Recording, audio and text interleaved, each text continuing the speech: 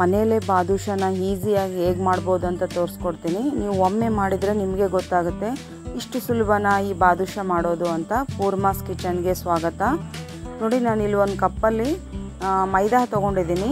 ಆದರೆ 1/4 ಅಳತೆ ವನಸ್ಪತಿ ಡಾಲ್ಡಾ ಅಥವಾ ನೀವು ಚೆನ್ನಾಗಿರೋ ತುಪ್ಪ ಇದ್ರೂ ತೊಗೋಬೋದು. ಅದಕ್ಕೆ 1/4 ಕಪ್ಪಷ್ಟು ಮೊಸರನ್ನು ಸೇರಿಸಿ ಮಿಕ್ಸಿ ಮಾಡ್ಕೋಬೇಕು. ಈ ಮಿಶ್ರಣನ ಒಂದು ಬೌಲಿಗೆ ಹಾಕ್ಕೊಂಡು ನಾವು ಅದಕ್ಕೆ ಮೈದಾನ ಸೇರಿಸಿ ಕಲಿಸ್ಕೋಬೇಕು. ಹಿಟ್ಟನ್ನು ಚೆನ್ನಾಗಿ ಕಲಿಸ್ಕೊಂಡು ಇದನ್ನು ನೆನೆಯಲಿಕ್ಕೆ ಬಿಡಬೇಕಾಗುತ್ತೆ 1 ಅವರ್. ಈಗ ನಾವು ಇದಕ್ಕೆ ಪಾಕ ಮಾಡ್ಕೊಳ್ಳೋಣ. ಒಂದು ಗ್ಲಾಸ್ ಅಳತೆಯಷ್ಟು ನಾನು ಶುಗರ್ ತೊಗೊಂಡು ಸ್ವಲ್ಪನೇ ನೀರು ಹಾಕ್ಕೊಂಡು ಅದನ್ನು ಸ್ಟವಲ್ಲಿ ಆನ್ ಮಾಡಿ ಈ ಥರ ಪಾಕ ಮಾಡ್ತಾಯಿದ್ದೀನಿ. ಸಕ್ಕರೆ ಕರಗೋವರೆಗೂ ನೀವು ಸ್ವಲ್ಪ ಕಲಿಸ್ತಾನೆ ಇರಬೇಕಾಗುತ್ತೆ. ನೋಡಿ, ಸಕ್ಕರೆ ಕರಗ್ತಾ ಇದೆ.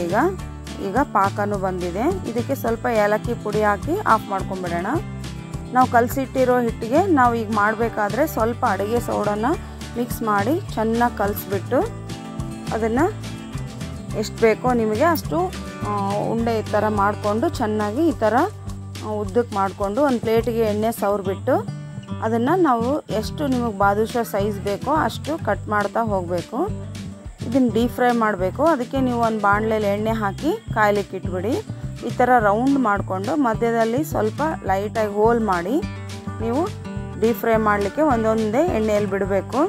ಈ ಎರಡೂ ಸೈಡು ನಾವು ಗೋಲ್ಡನ್ ಬ್ರೌನ್ ಬರೋವರೆಗೂ ಬೇಯಿಸಿದರೆ ಬಾದುಷಾ ರೆಡಿ ಆಗುತ್ತೆ. ಈ ಬಾದುಷಾನ ನಾವು ಈಗಾಗಲೇ ಮಾಡಿಟ್ಟಿರೋ ಪಾಕದಲ್ಲಿ ಹಾಕಿ ತೆಗಿಬೇಕು. ನೋಡಿ, ಈ ಥರ ಪಾಕದಲ್ಲಿ ಹಾಕಬೇಕು.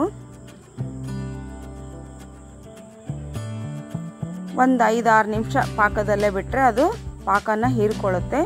ಆಮೇಲೆ ನಾವು ತೆಗೆದು ಒಂದು ಪ್ಲೇಟಿಗೆ ಹಾಕ್ಕೋಬೋದು. ಈ ರೆಸಿಪಿ ಇಷ್ಟ ಆಗಿದ್ದಲ್ಲಿ ಲೈಕ್ ಮಾಡಿ, ಶೇರ್ ಮಾಡಿ, ಕಮೆಂಟ್ ಮಾಡಿ ಮತ್ತು ನನ್ನ ಚಾನಲ್ನ ಸಬ್ಸ್ಕ್ರೈಬ್ ಮಾಡಿ.